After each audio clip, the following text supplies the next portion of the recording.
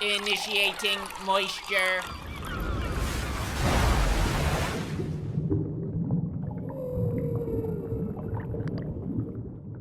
Welcome to the Moist Meter. Get out your waifu body pillows and fleshlights, because today we're going asshole deep into another anime. We're looking at Goblin Slayer.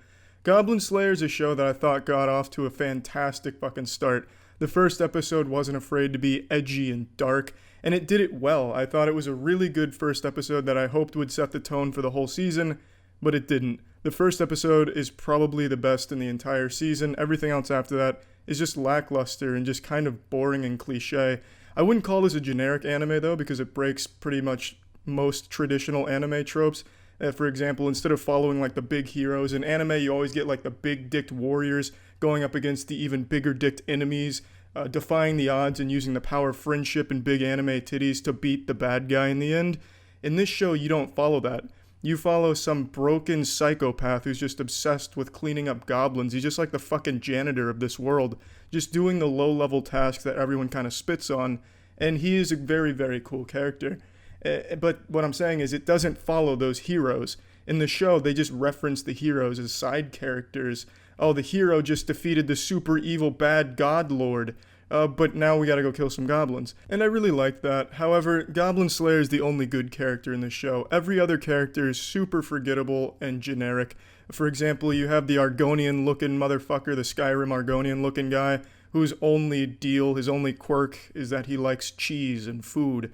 There's the dwarf, who only knows one spell to shoot pebbles at a mildly fast pace. He's the world's worst earthbender. You have the elf archer, who, you know, she's that generic attitude girl.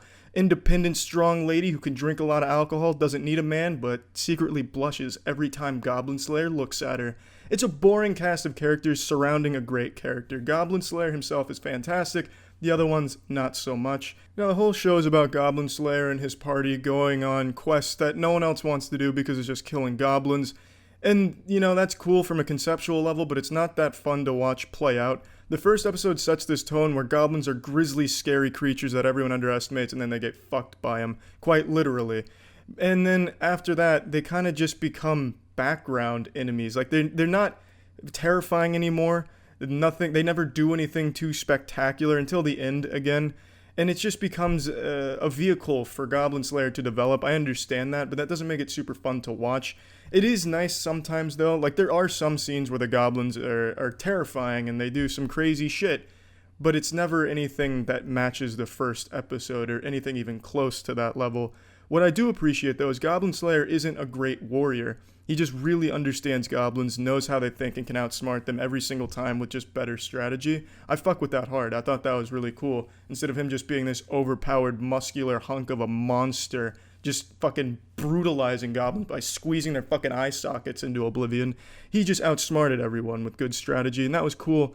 But still, the episodes aren't good, and they also rely heavily on CGI in the beginning. Thank God they stopped using so much CGI towards the end. I guess some hero at the office stood up and said, you know what, this is enough CGI for one anime. CGI in anime fucking sucks, guys. Let's put the brakes on this and actually just get rid of it for the rest of it. So about halfway through, it just stops using CGI, so thank God for that. Now, I've been kind of shitting on the middle episodes in between the first and last two, but they're not all bad. It serves to humanize Goblin Slayer. He starts to open up more and starts to learn to feel, because he's like a husk of a man, and through his quests with his party, he starts to learn to be human again.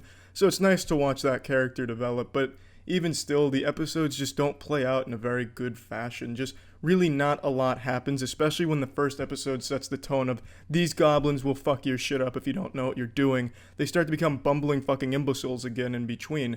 And the strategies that Goblin Slayer employs aren't all that clever every time. Sometimes his strategy is, hey, shoot some rocks at this one and I'll shoot some fire.